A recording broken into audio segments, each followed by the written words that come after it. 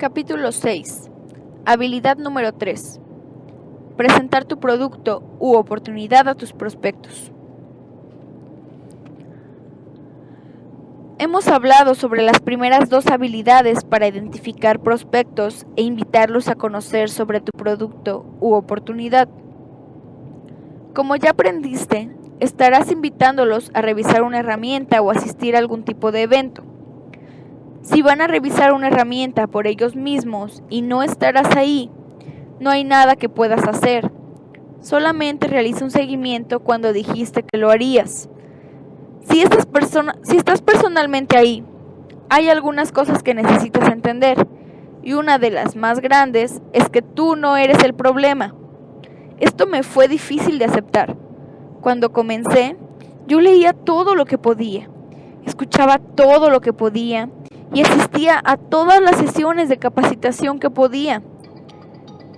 Pensé que la cosa más importante que podía hacer era convertirme en un experto sobre todos los datos asociados con mi compañía. Pues si alguien me hacía alguna pregunta, yo tendría todas las respuestas. Suena lógico, ¿cierto? Yo me sentaba con alguien y le decía: deja que yo te cuente todo sobre nuestros productos. Deja que yo te cuente todo sobre nuestra compañía. Deja que yo te cuente todo sobre nuestro plan de compensación. Deja que yo te cuente todo sobre nuestro increíble sistema de soporte. Hay grandes problemas con esta estrategia si es que buscas construir una organización grande y exitosa. Para mí el primer problema era que, sin importar cuánto aprendía, siempre había preguntas que me dejaban perplejo. Y como yo me presentaba como un experto, si no tenía la respuesta, hacía que el prospecto cuestionase todo. El segundo problema era que la mayoría de mis prospectos sabían que yo no era un experto. Así que cuando iba con ellos y me presentaba como una autoridad en el tema, ellos sabían que no era verdad.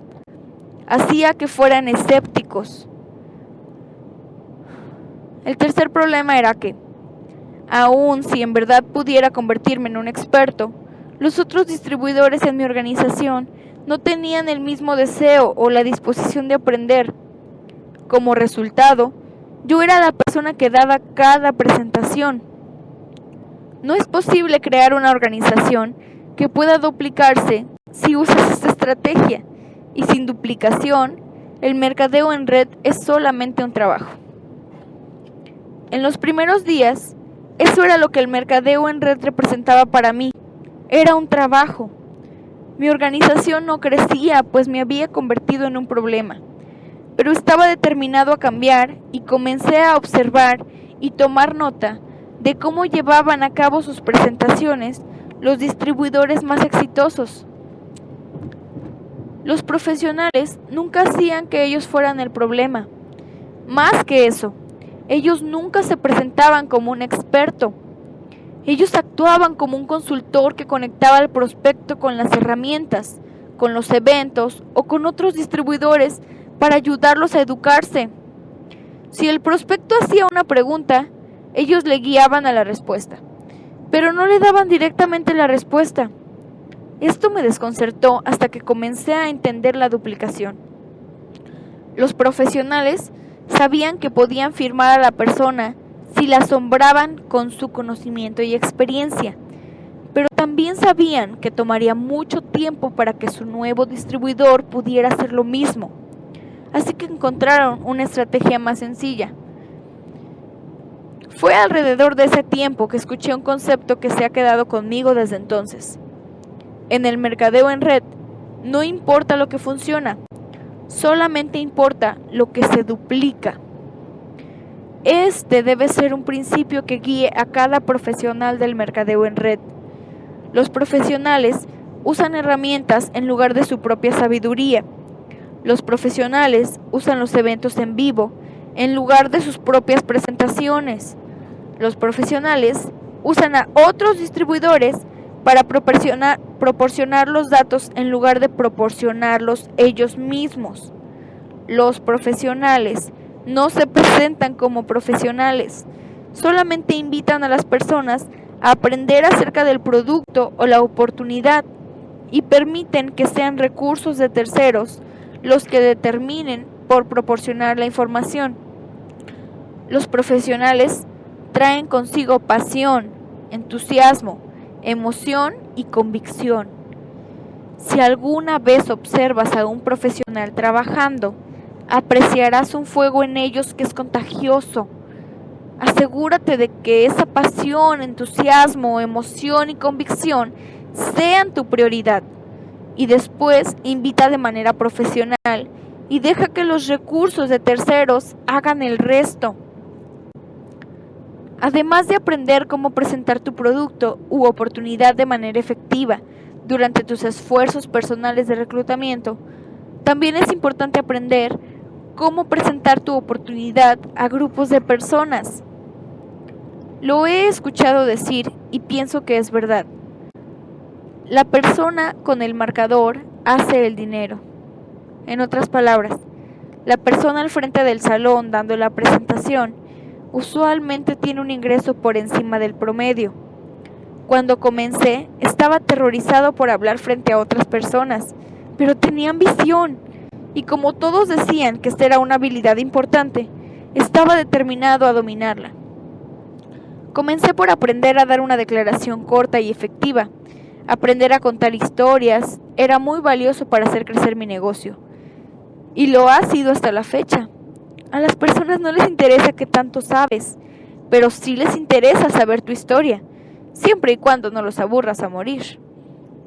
Yo trabajé en mi historia durante un tiempo, y después de cambiarla 1 o 2 veces, esto es lo que obtuve. Hola, mi nombre es Eric Ward, y soy un fracasado retirado. Para cuando cumplí los 23 años de edad, yo ya había tenido 18 trabajos y estaba comenzando a pensar que mi futuro no sería bueno. Estaba avergonzado por mi falta de resultados y estaba buscando desesperadamente una manera de hacer algo con mi vida. En enero de 1988, fui introducido al mercadeo en red y fue algo que cambió mi vida. En lugar de tenerle miedo al futuro, ahora estoy emocionado. Y después agregaba lo que fuera apropiado en base a mi nivel de éxito en ese momento. El tema de mi historia fue: si yo pude hacerlo, cualquiera puede hacerlo. Y funcionaba. La usé todo el tiempo, en reuniones en hoteles, en casas, en llamadas, en conferencias, en todo. Sin importar cuál sea tu historia, puedes crear una historia convincente. He encontrado que toda buena historia tiene 4 elementos. Primero, tus antecedentes. Segundo, las cosas que no te gustan sobre tus antecedentes. Tercero, cómo el mercadeo en red o tu compañía te rescató. Cuarto, tus resultados o cómo te sientes sobre el futuro. Tómate tu tiempo para crear tu historia y comienza a contarla en cada oportunidad que tengas. Después decidí dominar la presentación sobre la oportunidad de mi compañía. De nuevo, el concepto de modelar personas exitosas entró en juego. La persona de mayores ganancias en mi compañía era extremadamente poderosa y efectiva. Además, él daba exactamente la misma presentación cada vez, palabra por palabra. Así que grabé su presentación, la transcribí a mano en un cuaderno. Cuando completé dicho paso, grabé mi propia voz dando la presentación. La hice palabra por palabra, misma historia, mismos chistes. Todo era exactamente su presentación. Después de terminar, la reproduje y era terrible. Mi voz no tenía energía, era aburrido, la odié. Así que grabé una y otra vez hasta que fuera aceptable. Al final tenía mi presentación en una cinta de audio y la escuchaba una y otra vez en mi auto. Apostaría que debo haber escuchado esa presentación unas 500 veces y para ese entonces ya la había memorizado. La conocía al derecho y al revés. Podía comenzar desde cualquier parte de la presentación y continuar desde ahí. No vas a creer la confianza que esto me dio. Pasé de tener miedo a dar una presentación a constantemente buscar la oportunidad de hacerlo. Di la presentación en llamadas, en conferencias, en reuniones en casa, en llamadas conjuntas, en cualquier lugar que podía. Me convertí en un presentador constante en nuestras reuniones locales y continué pasando a lugares mejores y más grandes. E inclusive me pedían que hablara en las convenciones de la compañía. Para mí, la evolución para convertirme en presentador pasó por varias etapas. La primera, aprender mi historia. Segunda, aprender la presentación estándar sobre la oportunidad. Tercera, aprender diferentes presentaciones sobre entrenamiento. Un gran momento decisivo como presentador llegó en 1993. Yo tenía 29 años de edad y comenzaba a ser alguien en el mercadeo en red. Estaba teniendo una conversación con el CEO de la compañía y con quien en ese momento era el distribuidor número 1 de la compañía. No puedo recordar exactamente cómo tomamos ese tema, pero recuerdo haberle dicho al CEO algo así.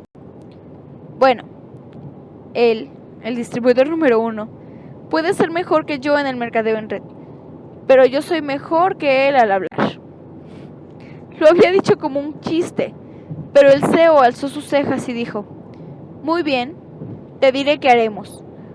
Tenemos nuestra gran convención pronto. Más de 14,000 personas van a asistir. Le daré a ambos la misma cantidad de tiempo y tendremos un concurso privado. Escogeré unos cuantos jueces y después votaremos para ver quién lo hizo mejor. Vaya, ahora sí estaba en un aprieto. Yo no era un gran líder. No tenía una organización o una reputación tan grande en ese momento. Así que hice lo único que tenía bajo control. Comencé a prepararme como si mi vida dependiera de mi presentación. Escogí un tema, escribí mi plática y la reescribí una y otra vez. Investigué, practiqué, me grabé a mí mismo dando el discurso. Hice todo lo que podía hacer. Cuando llegó el día, jamás me había sentido tan nervioso en mi vida. Hablar frente a 14,000 personas era como hablarle a un océano, pero mi preparación me sirvió. Me calmé, acabé con mi inseguridad y presenté mi charla. La respuesta fue apabullante. El público enloqueció literalmente. Me sentí un poco abrumado cuando salí del escenario mientras seguían aplaudiendo y me senté a escuchar el discurso del distribuidor número 1. Él hizo un buen trabajo, pero debo admitir que me sentí muy bien cuando el CEO vino a felicitarme por haber ganado nuestro concurso privado. Definitivamente fue un momento decisivo. Este discurso estuvo perdido por mucho tiempo, pero una copia debe de ser encontrada recientemente. Si quieres escucharlo, puedes hacerlo en esta liga: